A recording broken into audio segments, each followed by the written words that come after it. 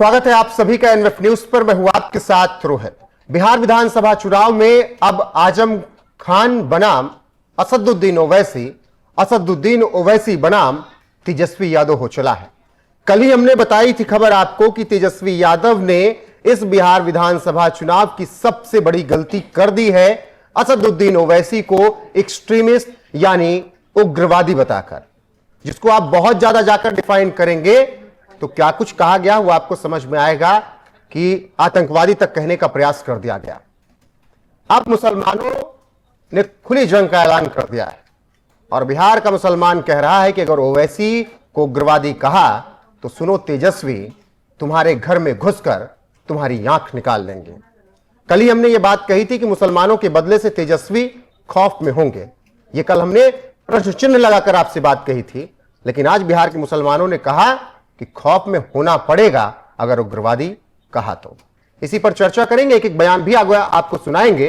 मेरे साथ हैं वरिष्ठ पत्रकार पंकज प्रसून जी। पंकज जी, आज क्वेश्चन मार्क हटा देते हैं हम। कल हम क्वेश्चन मार्क के साथ बात कर रहे थे कि तेजस्वी खौफ में होंगे, लेकिन वाकई मुसलमानों ने बता दिया कि डर में रहना पड़ेगा अगर ओवैसी को उग्रवादी कहा तो।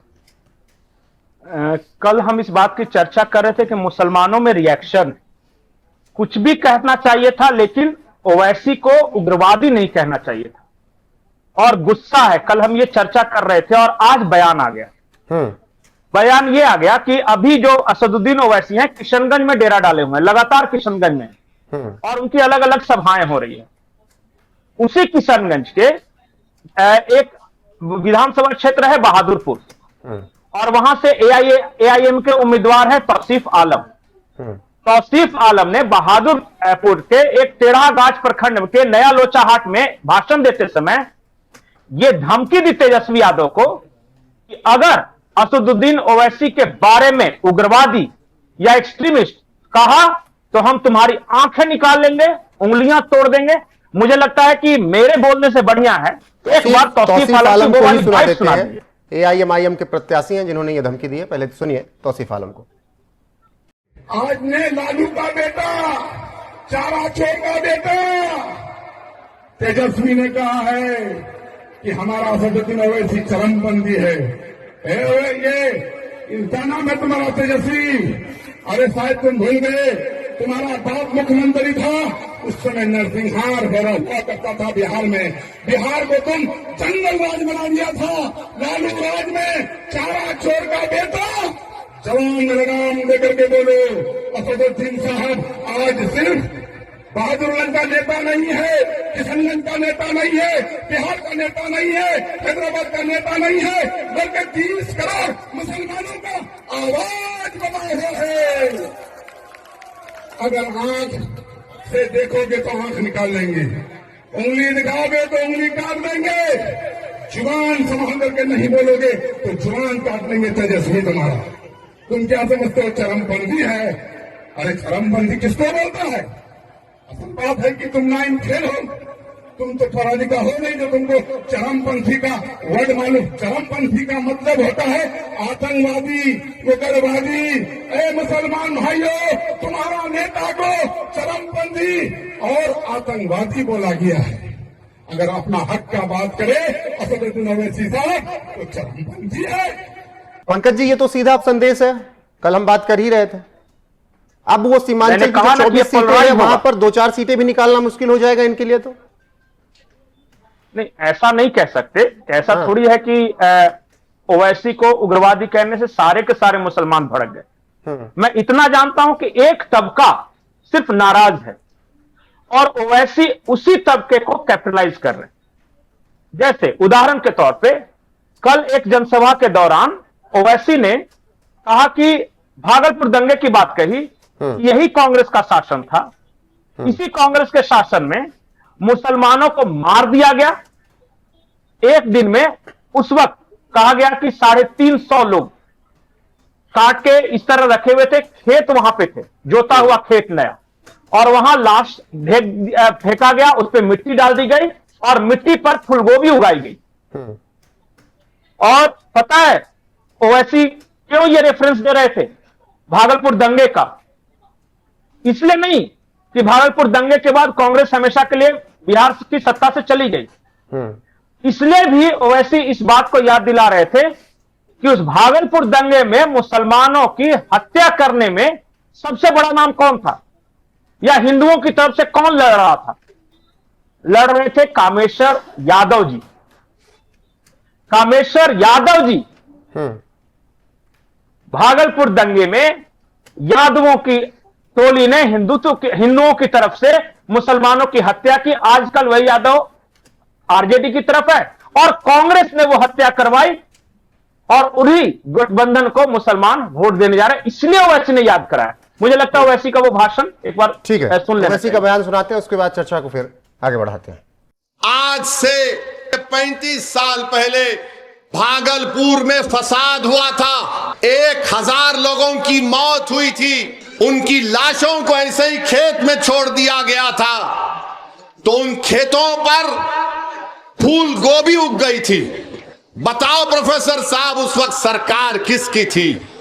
तुम तो मुख्यमंत्री थे, तुम्हारे भाई से तुम्हारी नहीं बनी तो तुमने भाई को अपने घर से निकाल दिया। तेजस्वी उस मां पर क्या गुजरी होगी, उस अपने 8 साल के बेटे को उसने 7 दिन नहीं देखा। लेकिन पंकज जी, ओवैसी जो कुछ भी कर रहे हैं, ठीक है, तेजस्वी ने बयान दिया, उस पर अब प्रतिक्रियाएं इस तरीके से आ रही हैं, मुस्लिमों को लामबंद करने की कोशिश की जा रही है, लेकिन ओवैसी पर आरोप तो वही लग रहे हैं कि भैया इन्होंने बी टीम का काम करना शुरू कर दिया है एनडीए के लिए, बीजेपी के लिए। और यह बात हम आप नहीं कह रहे हैं, ये तो नए नए बड़े दुखों के बाद जेल से छूटे आजम खान कह रहे हैं, प्रचार करने पहुंचे हैं। यह बड़ा इंटरेस्टिंग है। उत्तर प्रदेश में आजम खान अखिलेश पे तंज कर रहे हैं और बिहार के बारे में वो कह रहे हैं कि ओवैसी के चक्रों में मुसलमान को नहीं पढ़ना चाहिए। और आजम खान का यहां तक कहना है कि वो भाजपा की बी टीम है। आजम खान के जवाब में बात आगे बढ़ाएं। ओवैसी के चक्कर में मुसलमानों को बिहार के नहीं पढ़ना चाहिए, ठीक वैसे ही जैसे आजम खान रामपुर के मुसलमान सांसद मोहब्बुल्लाह नदवी के चक्कर में नहीं पढ़ रहे हैं, ठीक वैसे ही और अखिलेश के चक्कर में नहीं पढ़ना चाहिए रामपुर के मुसलमानों को, या कांग्रेस के चक्कर में नहीं पढ़ना चाहिए रामपुर के मुसलमानों को। दोनों में तो मुरादाबाद वाले कुंदरकी वालों ने कह दिया कि हम आपके चक्कर में नहीं निकलिए यहां से।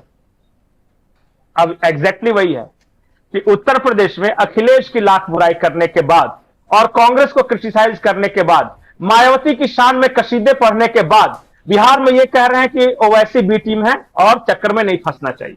मुझे लगता है एक बार आजम खान को सुना देना चाहिए, क्योंकि जैसे ही ऐसा लगा कि सीमांचल के मुसलमान ओवैसी की तरफ शिफ्ट हो सकते हैं, वैसे ही यहां से फोन गया और अखिलेश ने आजम को आगे कर दिया कि भैया सीमांचल के मुसलमानों के लिए कम से कम तुम बोल दो। देखिए क्या बोल रहे हैं। आजम खान को सुनाते हैं। बहुत वक्त बाद चुनावों में आजम खान मैदान में उतरे हैं, तो उनको सुनना बेहद जरूरी है।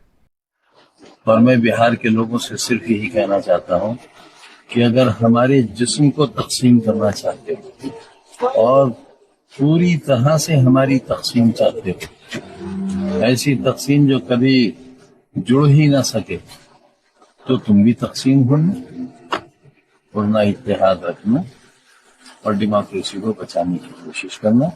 जज्बाती नारों पर मत जाना, किसी के धोखे में मत आना। ये देखो कि फायदा इत्तेहाद में है या तकसीम में है, इन बटी हुई उंगलियों में फायदा है या बंद मुट्ठी में। हम चाहते ये हैं पहले मुल्क बचे, ओहदे तो बात की चीज है। मुल्क बचे, जमहूरियत बचे, इंसानियत बचे, हैवानियत का खात्मा हो, जुल्म और बर्बरियत जाती रहे, इंसाफ का बोलबाला हो, कानून की बालादस्ती कायम हो, कानून के नाम पर धोखा फरेब न हो। हम ये चाहते। ठीक जी पंकज जी, अब आते हैं आखिरी पड़ाव पे। इंटरेस्टिंग है ये।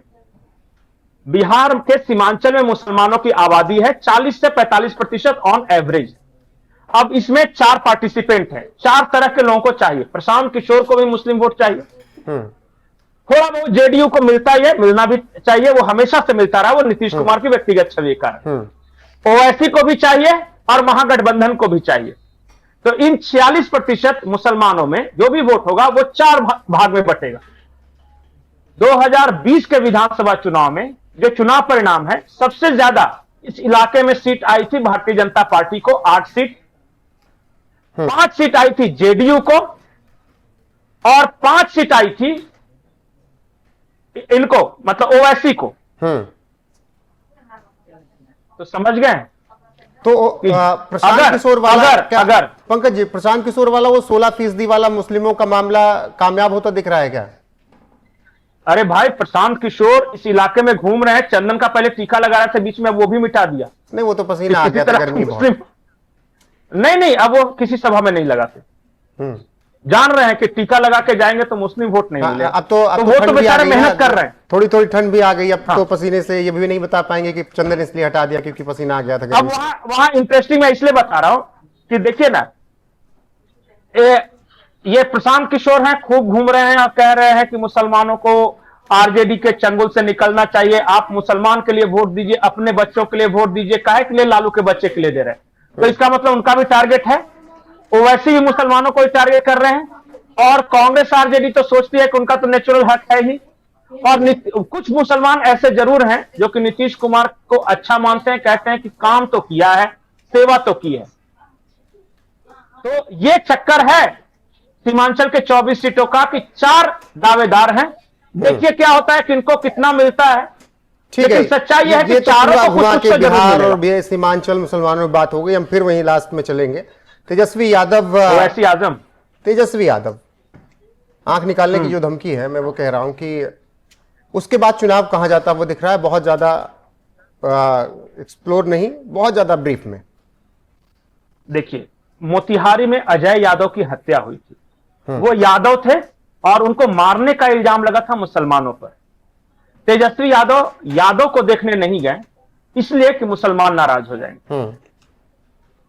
ये संदेश देने की कोशिश थी कि आप हमारे तरफ आ जाओ। राहुल गांधी की यात्रा ही उन इलाकों में इसलिए हुई थी क्योंकि एसआईआर के नाम पर डरा दे कि भाजपा आपको बांग्लादेश भिजवा दी, वोट आ जाए।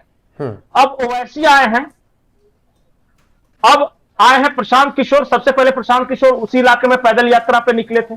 तो मुझे ऐसा लगता है कि मुसलमानों के वोट के लिए सारों पार्टियां जोर लगा रही हैं और थोड़ा थोड़ा सब में बटेगा। कहीं ऐसा ना हो कि 2020 रिपीट हो जाए। ठीक है, 2020 रिपीट ना हो जाए, इसका डर निश्चित तौर पर आरजेडी को होगा। बाकी तेजस्वी यादव अपनी आंख बचाएं बिहार के मुसलमानों से जो धमकी दे रहे हैं एआईएमआईएम के प्रत्याशी, क्योंकि उनके सबसे बड़े नेता ओवैसी को उन्होंने उग्रवादी कहा। अब ये आंख बचाना मतलब कि सीट बचाने से हम जोड़ रहे हैं, फिजिकली तौर पर नहीं। बाकी बने रहिए हमारे साथ, आप लगातार हर एक अपडेट आपको यहां पर मिलती रहेगी। नमस्कार।